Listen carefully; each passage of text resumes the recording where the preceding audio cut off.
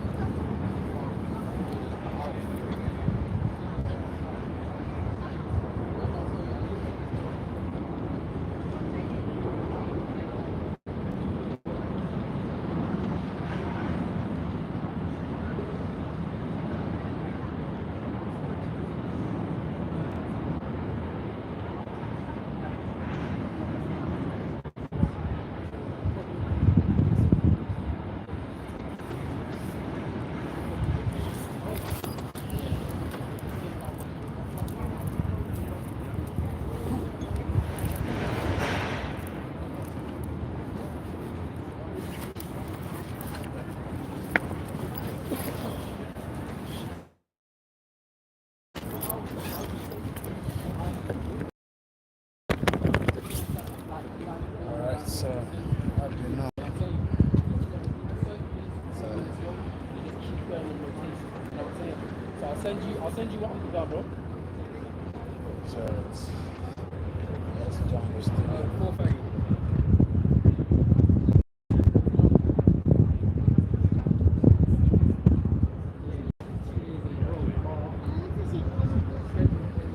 It's busy. It's very. Let's come to the studio.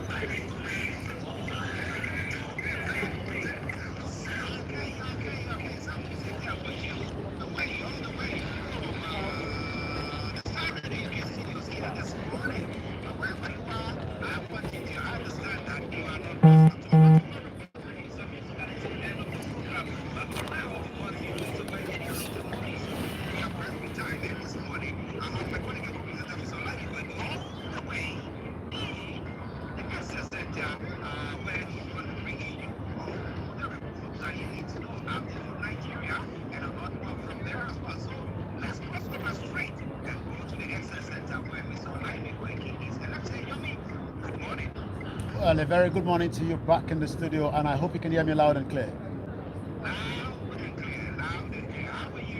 Well, it's a bit, beautiful outside, a bit of cold. We're used to that. If you're not used to that, that means you haven't lived enough in this country. And I hope, you can see me, clearly as well. Once again, I say good morning to all our listeners and viewers from around the world, and welcome once again to the Star Radio UK network, where we are bringing you this transmission from like you said, the most beautiful, most significant part of East London, and this is the Excel Center. I'm going to be telling you everything we need to know. It's all about the London Business Show 2023 that we've attended. We couldn't get the good signal inside. That's the reason why I've decided to come outside. But it's not too bad as long as you've got the woolly on and the jacket on, because it's no longer what we call summer. So I'm going to come back again to the studio, Mr. Haji, and I say very good morning to all our viewers once again.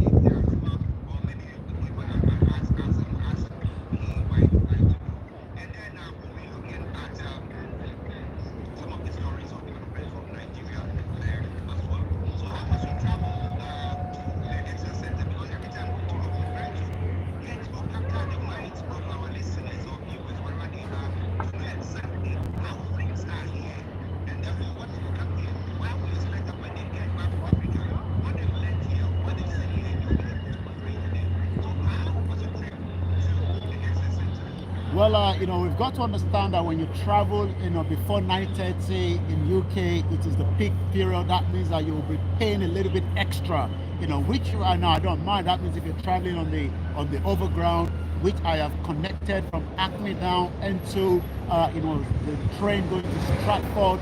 Then I got on the DLR. The DLR, remember that the DLR doesn't have a driver. It's an automated, train platforms that brings you into, the Excel Center as well. But one thing also is that the busyness of the network means that, money is being generated, and that money is being plowed back into. I hope you can hear me. Okay, because I think I can hear something in the background. So there's also the money being made from these networks. That literally means that the money can be plowed back into the system, and that is the reason why when we talk about the London transport system, is one of the best around the world as well. But one thing is, like I said, traveling all the way down from Stratford into the DLR, coming into here, it's a very busy one. As you can see there, it is quite busy outside, but like I said, it is the Star Radio UK, and later on in Niger Voices, I'll be telling you more. But for now, we're going to be talking about Nigeria. We're pressed with time. I know it's a Wednesday edition. We have to go into the PMQ as well at about 12 p.m. But let me come back again to you in the studio, Mr. Archie. Okay, whilst we are trying to adjust the cameras to get all of us on, let's just quickly talk about before we go to what recognize as certification from Nigeria. Now, what are some of the companies that are there for the business show this morning? You went in there. We thought that maybe we would have wanted Victoria. Well, I already got one or two. I think when we talk about data is the one key that is going to be the next investment around the world. I've looked at those that are into data. I've talked about I've looked about another magazine that looks into setup. It's all about the business sector. We've been talking about Africa. We've been talking about Nigeria. Where businesses is the key. Many Nigerians are not working today because there's no business opportunity. Many of those that are going in there are probably startups, or some that are just going to continue from where they've already started, as well. I mean, like I said, I've got a few, leaflet as well. Like I said, it is called the Startup or Grow Your Dream Business. One of the world's biggest events. It's running for 2 days. They've got about 750 exhibitors, 30,000 entrepreneurs, and 350 speakers and masterclass. This is what is going to be taking place today. As the door was opened at about 10 a.m. this morning, I could tell you that people were ready to grab as much of what they can grab, and everyone will be going back home to review. But one thing is, the President Bola Tinubu has been traveling around the world. He's in Germany, telling investors to come into Nigeria and invest. But the question is, what are the investors going to be looking at? What are the entrepreneurs in Nigeria going to be looking at to set up a new business as well? I'm going to come back again to you in the studio, Mr. Archie. Yes, quite interesting. I'm looking at participation there. What is the numbers of participation or the percentage of participation from our Well, I mean, somebody like myself, as you know, a public figure, the moment you're out there, you are easily being noticed. Even putting on my glasses, I've already met someone, one or two, three people, and we've even been able to speak to Dr. Chief Sunday Igboho, because one person I met says that the reason why he left Nigeria as well is because he believes in Dr. Sunday Igboho, and he believes that, his cause is very, very important. He's a businessman. He's currently living here in UK. But like I said, I've already met the Black community as well. Many of them are also making their way into the Ezcel Center. It's not just one event that is going in there, but the most important one is all about the business startup or grow your business, which we expect in the next 48 hours. Thousands, if not millions, of people will be making their way to pick up information, to network. Many Nigerians want to have the same opportunity, but the question is, how do we set up the business? How do we encourage, business opportunity? We've talked about this many times. Yesterday we talked about almost 16 trillion that have been wasted when it comes to, the gas flare that has not been used properly. We talked about training. When people want to set up a business, what do they want? They want someone that has been in that line to guide them into it. I can also tell you that some people must have traveled from different countries to attend this event this morning.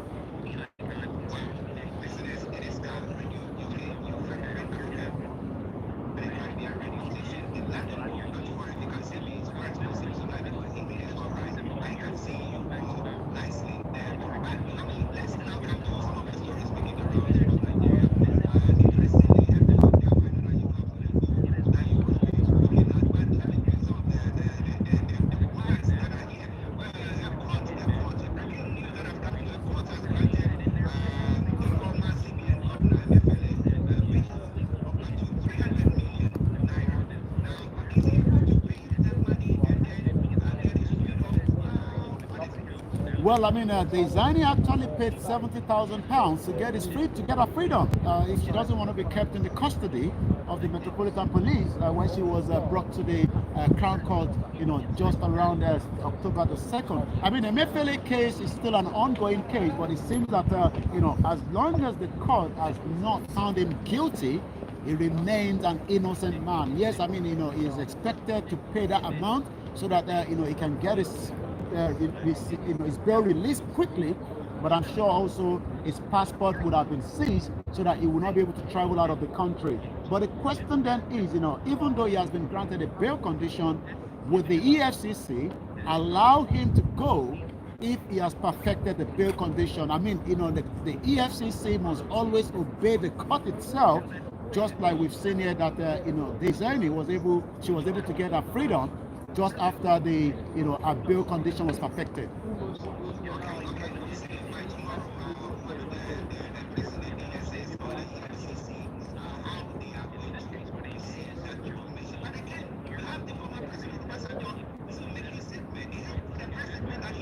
Morning. I couldn't get a better network inside, so what I'm going to do, I'll come out sort of briefly, then I'm going to go back inside. I'm going to tell you where we are and what we are doing here today.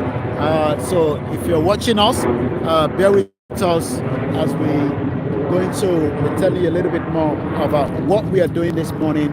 But once again, it is a very, very cold morning. It is still the Star Radio UK. The network is not very good on this side. I'm not too sure why. So we just have to manage it as we have it this morning. So what I'm going to do, let me bring the camera to my face like this. Yeah, so at least I can see the screen in front of me. Yeah, it's better that way. I'm not too sure if I can lock this one in, and then just to have it for now, because I have to go back inside. It's not too funny here. It's cold outside.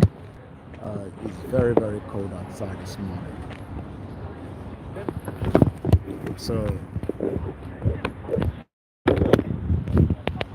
it's cold this morning. But it's not too bad. It's not too bad. So bear with us. So now ẹ ká sọ díẹ̀ nípa ìdí tá a ṣe wà níbí báyìí. So what I'm gonna do, I'm gonna move this one and then I'm gonna push this one in there so that kó lè hold it and we have a stable, stabilized platform to talk about. Yeah, I think it's much better like this for now. So many times we talk about business opportunity. Many Nigerians also wants to run a business. Many of you wants to become a business personnel.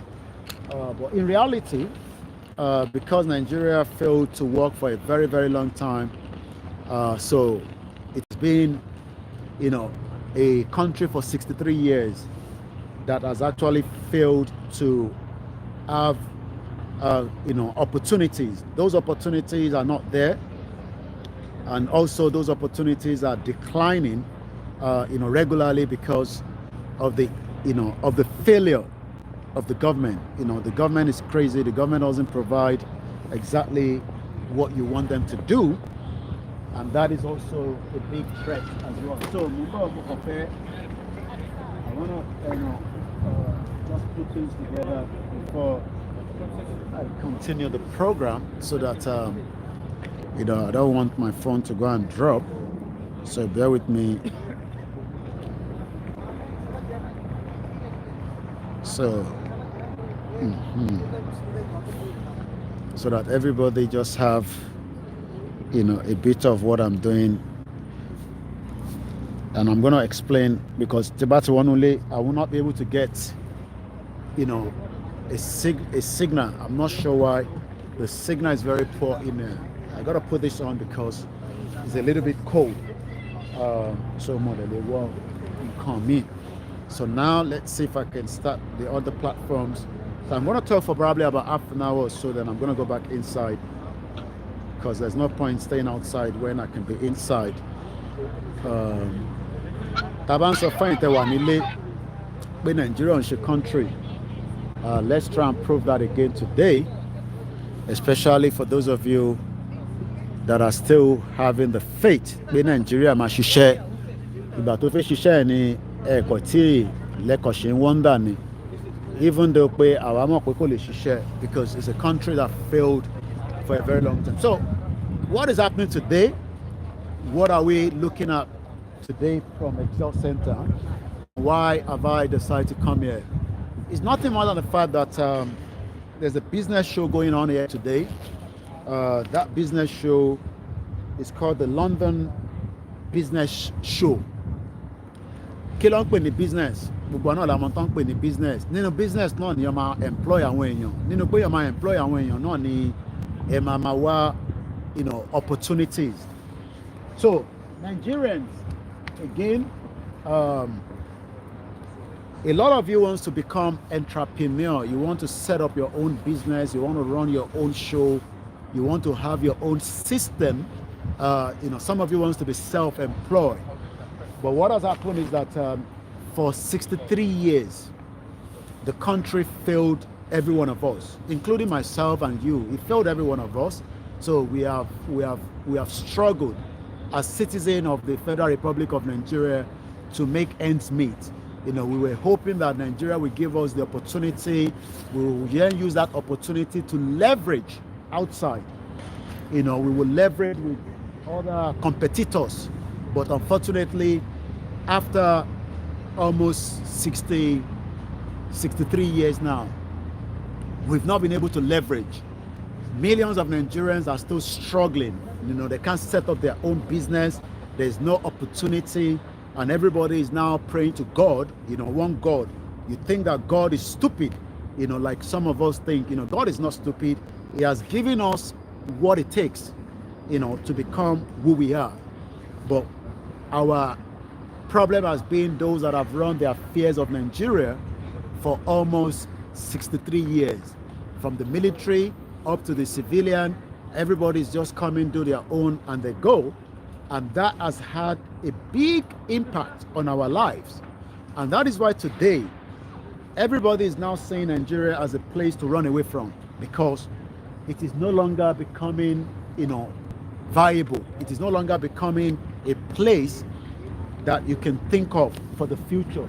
So the future yẹn nísìn àwa kan ti wá agree pé okay, if this future has failed us as people, should we start talking about self-determination? Should we talk about, why we should exit Nigeria? But many Nigerians are saying that, we shouldn't worry about that. Let us try to fix Nigeria.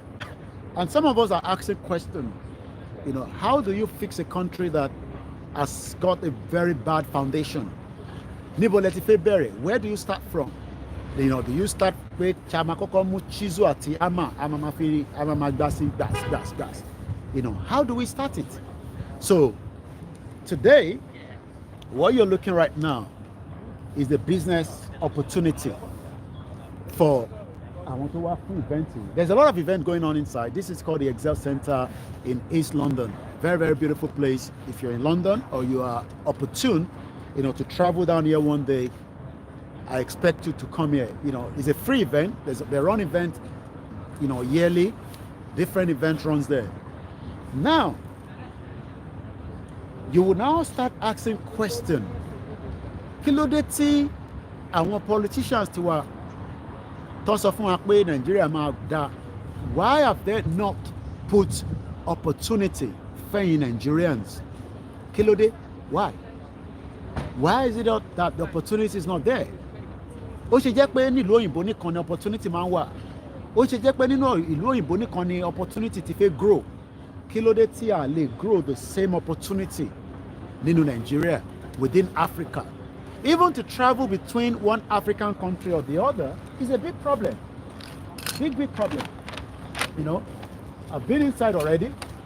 So if you don't know, our Nita, right?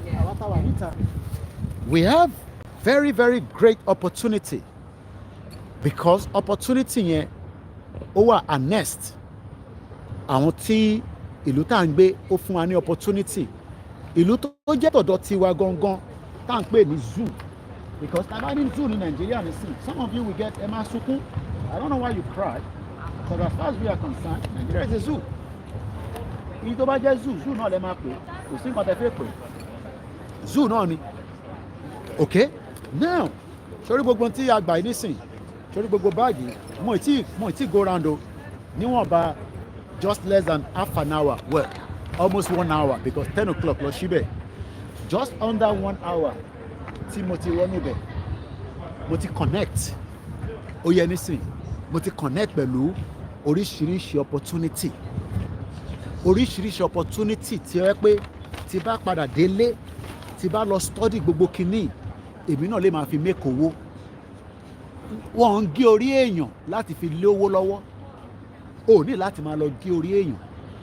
You just need the enabling environment.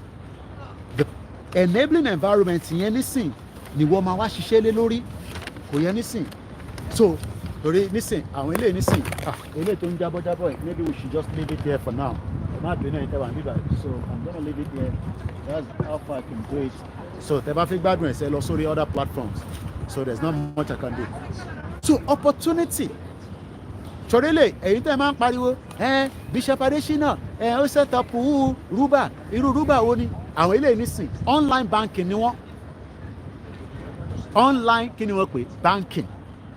But they need, ìgbà tí mò ń béèrè lọ́wọ́ wọn láàárọ̀ yìí, wọ́n need the organization tó ní up to 250 staff láti ṣe kí ni, láti lè help wọn láti develop. So ṣe rí mo mọ̀ pé wọ́n ti fi jẹ wá ní Nàìjíríà, so kò jẹ́ kí brain wa kó ṣiṣẹ́ dáadáa. Brain wa yìí ó ti overwork pẹ̀lú ìyà.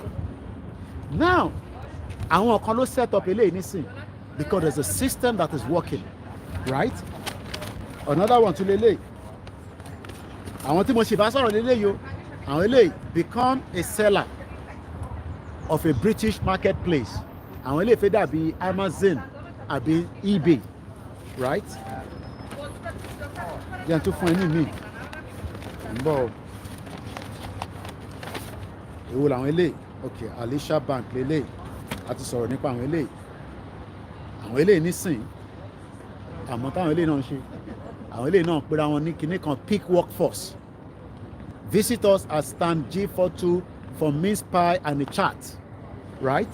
Now, àwa wá rí gbogbo eléyìí, àwọn eléyìí nísìnyí wọ́n ní ready to start speaking global. To face speak global, right? Iṣẹ́ táwọn eléyìí ṣe nìyẹn.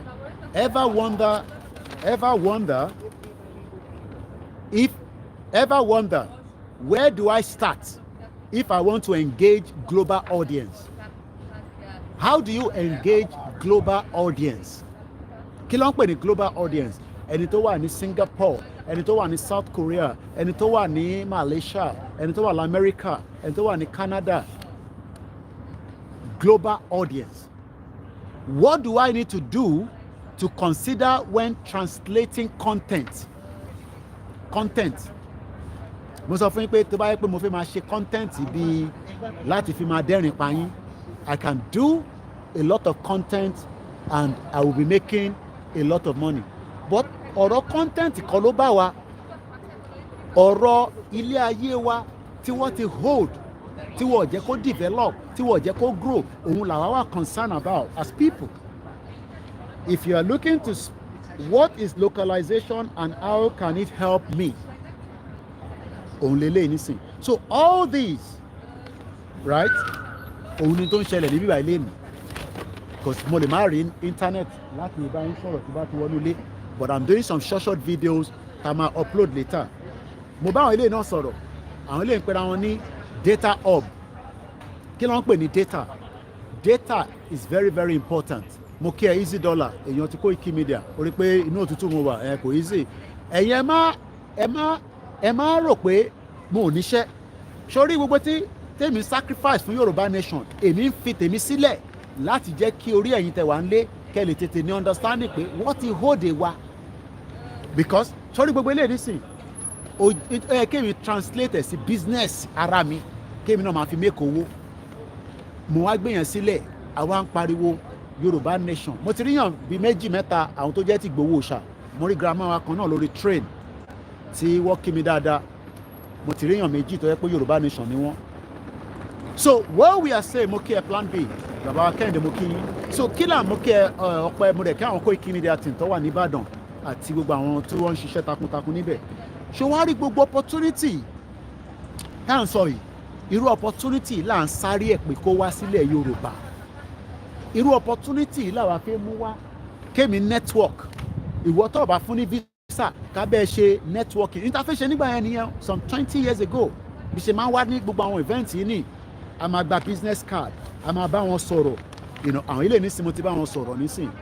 Kò wá sí ìkọ̀kan tíyàn ń ṣe láyé tí kò ṣe pé business ni. Ṣẹ́rẹ́ yìí tí ẹ máa ń sọ̀rọ̀ nípa especially Bishop Adesina, business to set up yẹn, rúbà yẹn, bla bla bla, blo blo blo. Tó bá jẹ́ pé Bishop Adesina ó láǹfààní àti gba visa tó wá set up tóun náà gba stand, àwa polówó rúbẹ̀ ní bíbà ní event tí a wà yìí. Event tí mo wà yìí ló ń pè ní tó mo fẹ́ mú event àwa yìí òun ló ń pè ní the business show 2023. Mo sọ fún ẹ pé mi ti gbé ní ìlú yìí for 25 years. Èmi fúnra mi ti di consultant. Èmi fúnra mi mo ti ṣe kí ni consultant because kò sí tó ń lọ nínú ìlú yìí ní UK yìí tí mo mọ̀ pẹ̀ àfi tí mo bá ní interest. Now ẹ jẹ́ ká wá wọnú ìwé yìí, bọ̀ ká tó wọnú ìwé yìí àwọn eléyìí náà mo pàdé wọn níbẹ̀ láàárọ̀ yìí. Àwọn fine girls tó ń ṣọmọ olóṣó bíi àwọn tó ń ṣe olóṣó ní Nàìjíríà wọ́n ti sọ gbogbo àwọn ọmọ wa di olóṣó. Eléyìí nísìn startup làwọn eléyìí náà nísìn startup magazine 10 steps to make market, ọ̀nà 10 láti tajà tiẹ̀, the survivor guide. Ìyẹn wá ka gbogbo eléyìí, ìyẹn wá gbé sórí, kò ní wá fi make owó, kò ní translate sówó, but àwa wá gbé gbogbo eléyìí sílẹ̀. Àwa ń pariwo self determination, à ń pariwo Yorùbá nation, à ń pariwo pé kí ìran wa kó bọ́ nínú oko ẹrú. Ẹ̀yin kan wá ní kò níṣẹ́ lọ́wọ́, kò níṣẹ́, àbí ẹ̀bí kan tẹ́ sọ nìyẹn, no problem. Bóyá èmi ni mò ń jìyà ni, bóyá ẹ̀yin lẹ̀ ń jìyà ni, ẹnu ẹ̀ lájọ wà yìí. Mo ní ọdún 3 ló kù fún Bọ́lá Tinubu, kò ní anything láti offer. Gbogbo kàràjé tó ń káàkiri tó ń sọ fún yín pé òun máa gbé investors wá investors ò kí ń wá síbi tí terrorists bá ti ń pààyàn. So if you are waiting for the investors tó ń dúró dàwọn ilé you are wasting your time. Now ẹ jẹ́ ká ka ilé díẹ̀. Start up or grow your business. World biggest event. World biggest event. Uber wà ní bíbá, Google wà ní bíbá, Tinder wà ní bíbá. Ẹ̀yin wá ń jókòó sórí TikTok, ẹ̀yin ṣòṣì bí ẹran aṣẹ́wó. Ẹ má bínú fún èdè yẹn. Àwọn tó ń ṣe TikTok wọ́n ṣe fún business platform. Ẹ lọ wo ohun tí gbogbo àwọn ọmọ Nigerians ń ṣe lórí TikTok. Kí lẹ́ ń ṣe lórí TikTok? Ìgbà tó yẹ pé àtajà ọjà tẹ́ǹtà ní ìsàlẹ̀ àtòkè ìtẹ́ǹtà nìkan nìyẹn. Ẹ sọ fún wa nísìnyí pé àwa ń ta gàrí o ẹ bá wa rà lórí TikTok o ẹ̀yin ò ṣe yẹn. It's because tí ní understanding pé ẹni tó dá TikTok sílẹ̀ òun náà máa wà ń bẹ̀. The Apprentice àwọn náà máa wà ń bẹ̀. Too good to go 750 and twerk intention lórí TikTok ni and twerk 750 exhibitor wọ́n kó wọn jọ wọ́n wà nínú yàrá kan àwa máa lọ bá wọn olúkálukú mo ti gba pen àti gba this wá bá wa sọ̀rọ̀ and what do you do? You know, and I'm Koikimedia CEO Koikimedia and we have organization ẹ̀yin staff wa ẹ̀yin ṣàṣe sùúrù ṣẹ̀rí tó bá ṣe sùúrù ní yín ọlọ́mọ ẹ kó jẹgba lọ́jọ́ wájú torí pé mo ti sọ fún yín nínú meeting pé ẹ̀yin ẹ máa ṣe sùúrù tó pọ̀. Èmi ti wà nínú ìlú yìí ọ̀nà tí ó máa da fún wa òun ni bàbá kí tó yè gbé sí wa lọ́wọ́. Mo ti bá Ìgbòho sọ̀rọ̀ láàárọ̀ olóyè Ìgbòho kọ́lọ̀ máa dúró tì bàbá náà ti wọ jacket rẹpẹtẹ náà bàbá mi bó lẹ́dà dẹ́n lọ àná ti wà ní òtútù kọ́lọ̀ wà pẹ̀lú wọn. So now ẹ jẹ́ ká kà díẹ̀ sí mo ṣe ní 10 minutes after 10 minutes mo gbọ́dọ̀ wọnú ilé láti lọ wọ́n mọ̀. Welcome to the business show London 2023. Mo fẹ́ kí plane kọ City Airport. Ó súnmọ́ bí àdáadáa àwọn tó mọ̀ bí àdáadáa mo kí lè wà lẹ́ẹ̀kan sí.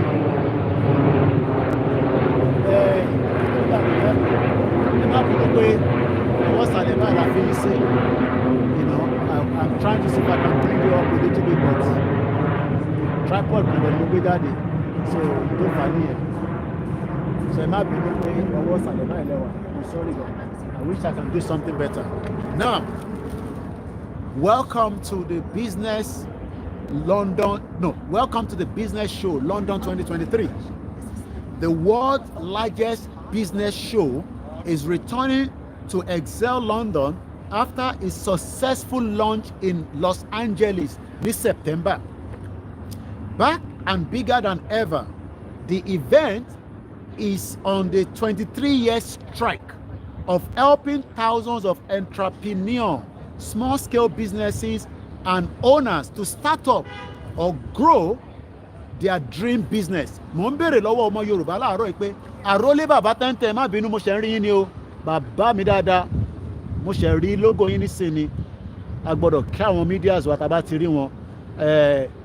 Opportunity business ni mò ń sọ fáwọn èèyàn wa jàre bàbá mi náà àwọn náà ní business tó ń ṣe ní South Africa Ọlọ́run bá ń fi ọrọ̀ ajé sí gbogbo alára. Ìran Yorùbá ló ń ṣòwò àwa ti dẹni tó lè ṣòwò mọ́ ó mọ̀ dín nítorí pé gbogbo nǹkan ló ń ṣe wá lówó lọ́wọ́ economy wa zero. Ẹ̀yin sọ̀rọ̀ Fúlàní terrorist nǹkan tó ń pa iná the whole ilẹ̀ Yorùbá economy yẹn is zero, is dead. Now the world of business presents both challenges and lucrative and exciting opportunities. Our show provides you with unrivaled access to resources, insight, products, and services that make the journey smoother. Mo kí ẹ jàre èèyàn kan ti fún wa ní super chat easy dollar mo ṣe wàá ṣeré jàre wọn kí à bá ti wọlé ní Koiki fìyẹn kó lọ fi mu coffee torí inú òtútù mo wà báyìí mo ní kẹ́ support wa ẹ má yẹ kó pẹ́ ká lè expand ká lè ṣe nǹkan tó pọ̀ lórí ìrìn àjò Yorùbá nation yìí torí tó bá jẹ́ pé lórí eléyìí ni mo gbé dání nìkan ká ṣe Yorùbá nation ní time gbogbo wa ò lè ṣe the same thing at the same time àwọn kan máa lọ ṣiṣẹ́ àwa kan máa jẹ́ campaigner àwa kan máa jẹ́ spokesperson àwa kan máa jẹ́ media àwa kan máa náwó àwa kan máa gbé policy síta kò wá ṣe pé ká wá jókòó àwa ń dúró de Elédùmarè kó wá no èèyàn ló máa ṣe wàhálà kan là ń ṣe lọ́wọ́lọ́wọ́ nísìnyí So this year we'll also see the return of our co-locator event going global live, working from home. Ẹ máa rí mi nínú ilé, ẹ máa bèrè pé kí lélẹ́yìn ṣe, ṣé eléyìí ò ní ṣẹ́ṣá, inú ilé ló máa ń jókòó sí. Àwọn kan fi ń make owó burúkú, wọ́n ń pè ní working from home, òun lọ́kọ sí bíbá. Working from home, live and retrain expo, as well as additional of exciting new shows. So replay, get money yẹn ló ń lọ yẹn, every minute ni. Ẹ bèrè lọ́wọ́ wọn nísìnyí pé níbo ni Èkìtì airport, iṣẹ́ wo ló ń ṣe, kò ní iṣẹ́ kankan tó ń ṣe. So you have been told lies.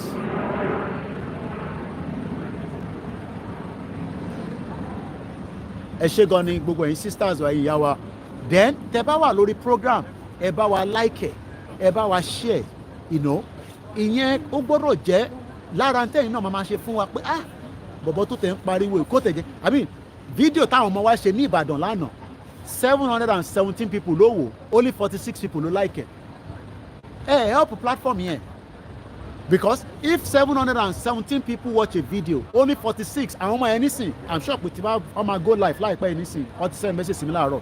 Ìkan tún travel láti Èkó ó ti jí lọ sí Ìbàdàn, àwọn á wá ṣe fídíò yẹn, dẹ̀ bá wa like bá wa share, ìyẹn ọ̀dà à ń bẹ̀ yín ni. Tẹ́ bá ti ń wo fídíò wa, mo kíyà mi First Bank, ẹ ṣé gan ni, àwọn tó ti ṣiṣẹ́ First Bank, àwọn ọmọ tó ń pè ní business, oríṣiríṣi loan làwọn máa láti gbà lọ́wọ́ wọn tó dá padà. So kí ni mo fẹ́ fàyọ níbẹ̀ ni pé èèyàn kan nísìn eléyìí visitor ni, èmi náà visitor ni mí, mo wá as a media. Tẹ́ bá ti ń wọlé sórí program wa, especially lórí YouTube, ẹ bá wa like ẹ bá wa share. It is good for algorithm ni, ó dá fún algorithm, so that wàá lè mọ̀ pé nǹkan tá à ń sọ̀rọ̀ lé lórí in tó wà important ni tó dání. Eléyìí ni, it was my third time at the business show, and with so much to do, it was hard to fit it in all one day. The keynote, èmi ò tẹ̀ tí lọ gbọ́ keynote nísìn, because mo gbọ́dọ̀ padà wọnú ilé, because mo ní time tí mo gbọ́dọ̀ wà níbẹ̀, mo tún gbọ́dọ̀ máa lọ sí studio later. The keynotes were incredible. I learned so much on how to grow my business. Ọ̀pọ̀lọpọ̀ ọmọ Yorùbá fẹ́ grow business wọn lé ní, but ní opportunity yẹn, because ní access sí platform, ní access sí opportunity, ní access sí information. Òun la ṣe ń sọ pé Yorùbá country òun ni the only viable place tó lè gbé wa lọ síbi tá à ń fẹ́ nísìn. Pé ká dá dúró yẹn kò ń ṣe offence, ká lè tètè grow as a people, as an indigenous people.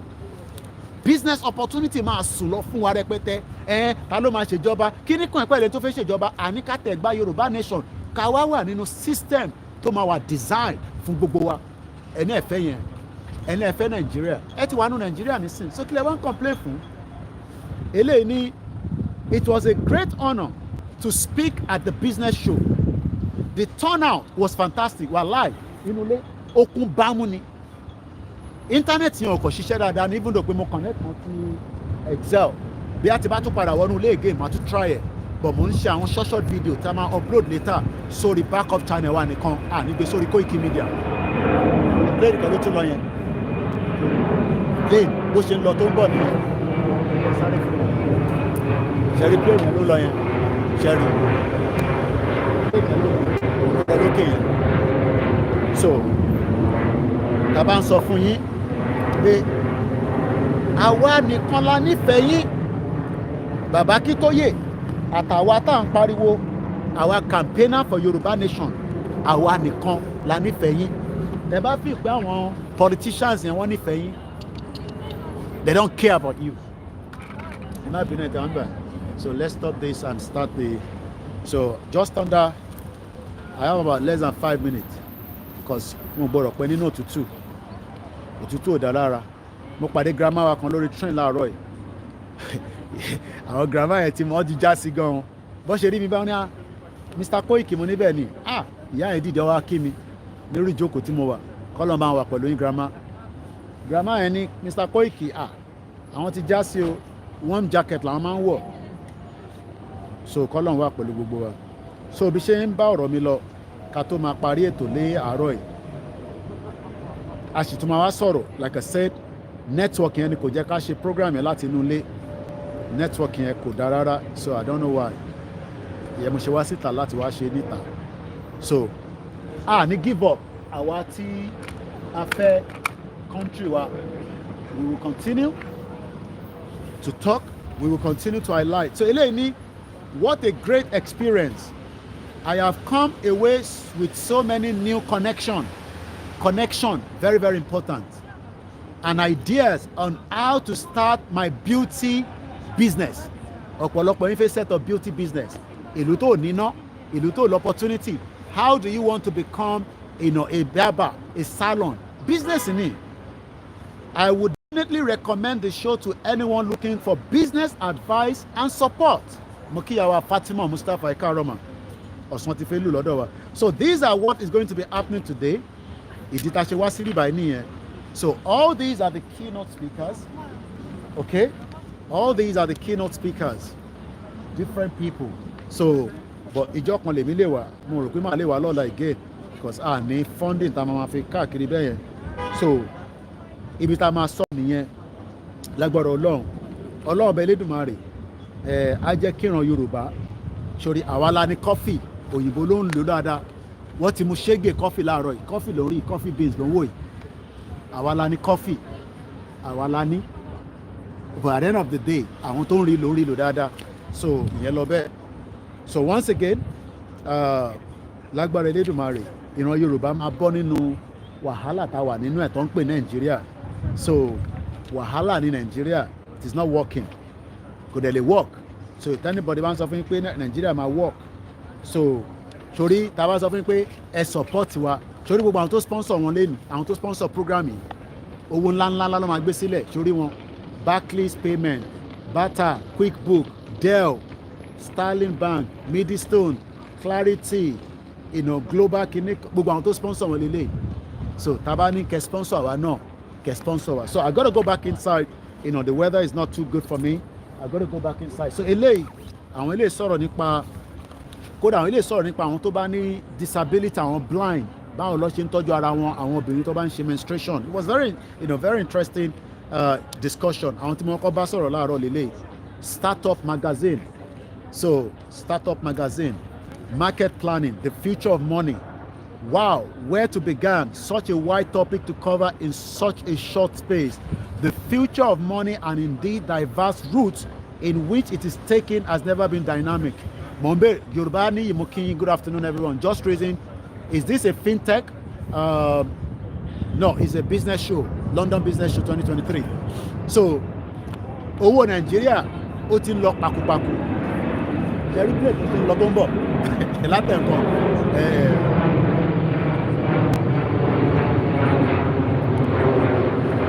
It's a business show. Check it on camera and gallery. So it is called so that is the event. So events in LA. So events, it's called the London Business. So events tí mo wá fún lẹ́ni. Okay? So tàbá sọ fún ìtàn lé pé ẹ má yẹ kí èèyàn kan fúlì yín, kò sí ọ̀kan tó ń pè Nàìjíríà, irọ́ ló wà níbẹ̀. So a tún máa sọ̀rọ̀ pẹ̀sẹ̀pẹ̀sẹ̀, ẹ jẹ́ kí n padà sínú ilé, kí n lọ wá kọfí rà, kémi náà ṣe kí ni, kí n lọ fìyẹn fi jógẹ̀ bọ́dì mi. So a padà wá. Ìyá mi Wúrà African Shop Center ní 63 years, no electricity is a big disgrace. Innovate mo kí yín lẹ́ẹ̀kan sí. Bẹ́ẹ̀ ni wọ́n máa ń ṣe bọ́dì wọn lórí TikTok ní. Àwọn tó dẹ̀ ń lo TikTok wọ́n mọ tó ń lò fún. Thank you so much, ìyá mi Wúrà Adébíọ́tì, ìyá wa Kẹ́mi Ọláìtàn Rájí Kọ́lápọ̀, ìyá mi Alájàlá Bọ́lá Táwàkálítù, mo kí ìyá wa Awóníyì Grandma Ẹ̀ṣẹ́gun Ẹ̀kútọ́jú Koikimedia. So on that note, ẹ jẹ́ kí n lọ take a short break. Tí bá rí internet yẹn connect, màmá show yín nínú ilé, but later on, I've done a lot of videos that can be of benefit to any one of you as well. Stay with Koikimedia. You will learn something, not just Yoruba Nation. Their brain will now expand. Tàbá gba country yẹn tí Koiki sọ yìí, opportunity máa wáyé. Ó dẹ̀ máa wáyé lóòótọ́, but it's all about hard work. So that is how far I can go right now. Thank you so much. Bye for now. A tún máa padà wá later, probably maybe in 2 hours time. Bye for now. because it's very cold. I got to go back inside. So mo kí gbogbo alẹ́ nǹkan sí. Thanks so much for joining us. Mo kí gbogbo àwọn Koikimedia team. Mo dẹ̀ kí gbogbo àwọn tó wà ní Ìbàdàn. Mo kí Omeyo. Mo kí gbogbo yín ẹ kú iṣẹ́ takuntakun. Mo kí bàbá wa Alanu. So mo kí wa. Bye for now, everyone.